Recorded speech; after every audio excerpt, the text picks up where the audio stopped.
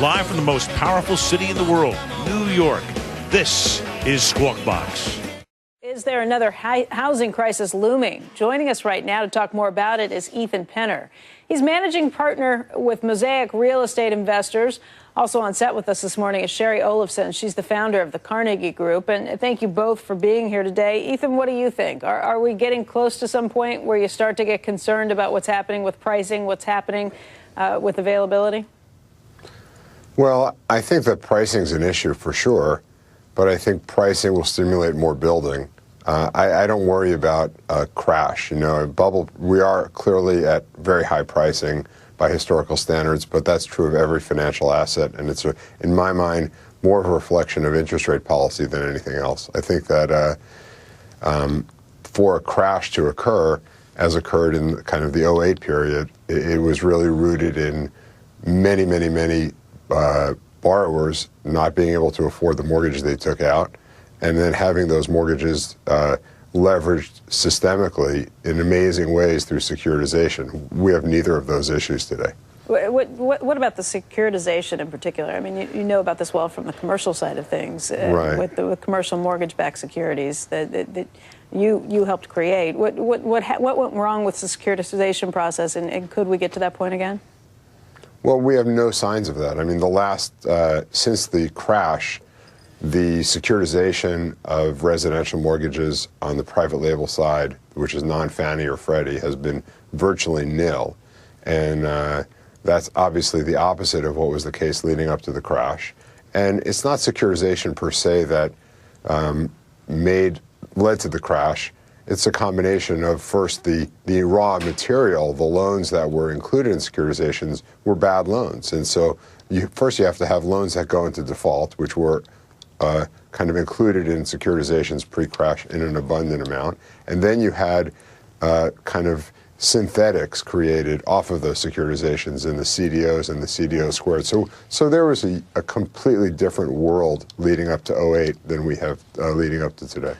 Shari, what about you? When you look around and take a look at the industry, you are concerned about high prices as well, but where does that lead you? Well, clearly we look at prices and other fundamentals when we're trying to evaluate whether or not there's a bubble. The thing is, in some markets we are seeing that. Overall prices are up 5 to 6% a year. Some markets, though, Portland, for example, some of the western cities, we're seeing 10, 11%. Clearly that's a problem, but we have to look at that in the context of other fundamentals like wages, which is what really sheds light on that. Wages are only up 2 to 3% a year. And that's where the real problem is coming in.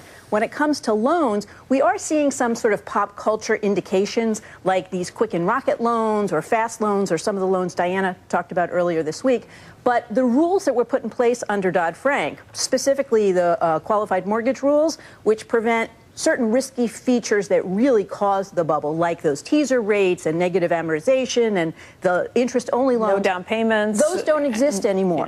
No documentation of income verification. Right, and what Ethan was talking about is addressed with the qualified residential mortgage rules under Dodd-Frank, and that's the reason there is no private securitization market, because of those rules. Why do you throw the quick and rocket mortgage loan in? I mean, I signed up for one recently, and I had to prove my income and the money in my bank account. It's more about the attitude, and that's one of the things that we really don't talk about that much when we talk about bubbles. We talk about the easy money, we talk about prices, we talk about speculation, which is a big issue, and whether we're seeing investors or not, which is a big difference, because those investors we're seeing now, the flippers, are actually selling to real-life people. In the bubble, there were no real-life people. But the other thing we don't really talk about is American attitudes, which was actually the subject of my first book, Foreclosure Nation, because that's really changed. We have removed the stigma associated with foreclosures. Before the bubble and the crisis, no one really knew what would happen if they went into foreclosure. No one knew what a short sale was.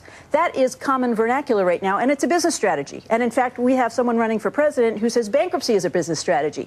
So our attitude is very different, and when Americans start looking at housing as something to speculate on, that's actually the biggest indicator, I think, in this modern-day housing world of a bubble. Ethan, let's talk a little bit just about the foreclosure process, because I do think, at least from what I've heard recently from people in the industry, that foreclosures are picking up in some of the states where they had been very slow before. Is that a good thing or a bad thing? You know, again, I don't think it's a thing per se, meaning I think that I don't see things problematic today nationwide. I understand the attitude issue that was just discussed, but I think speculative orientations exist in every market all the time, and I do think in the end it's easy money, right? That determines whether those speculative inclinations are fulfilled or not, and they're whether not. Things get out of hand. There have not been fulfilled since the crisis, and I don't see any signs today that are troublesome. Is that because you think the regulation has worked and prevented some of those things from happening? I think that is a combination of post-crisis borrower fatigue. I think it's lessons learned about excesses, both from a lender and a borrower perspective. I think it's different ideas about home ownership. I think it's a combination of all those things. I think household formation for the 18 to 35-year-old set has been extraordinarily slow to come about. So there's a lot of reasons that I think have come together to kind of make things, in my mind, not dangerous. I do recognize the fact that prices are very high and affordability in many cities is now not very good. But I think that's been a trend going on for quite some time where more and more, and look at New York, and that's where you guys are, and I'm from, the percentage of people's money that's spent on housing has creeped steadily higher for decades now. Shari, that's a good point. We've learned our lesson on the riskiness in this arena, and we say all the time that history doesn't repeat itself, but it does rhyme. It's probably not going to be the same crisis that takes us down again because people will be watching for all the signs of what happened and there last were time. so many sort of interwoven issues on a global basis where the contamination was really spread.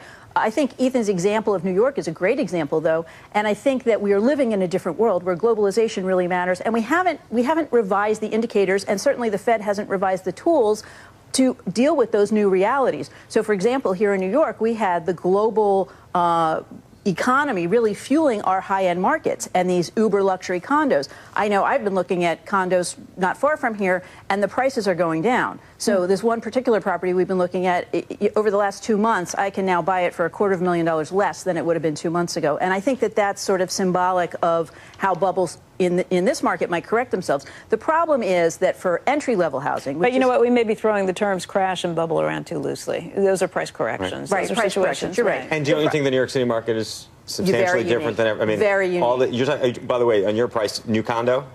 No. Existing condo. But a condo? A condo. Okay. No, I'm sorry, it's a co-op. It's a co-op. Co-op? Yeah. Pre-war, post-war? Pre-war co-op. Interesting. Andrew's in the market. Yeah. Oh, okay, good. We can talk. Okay. The thing is that those are types of global influencers. This is my point that are impacting our market today, and that we're fueling the bubble. So we had a lot of foreign investment here because of the exchange rates and other factors, and United States being a safe place for investment.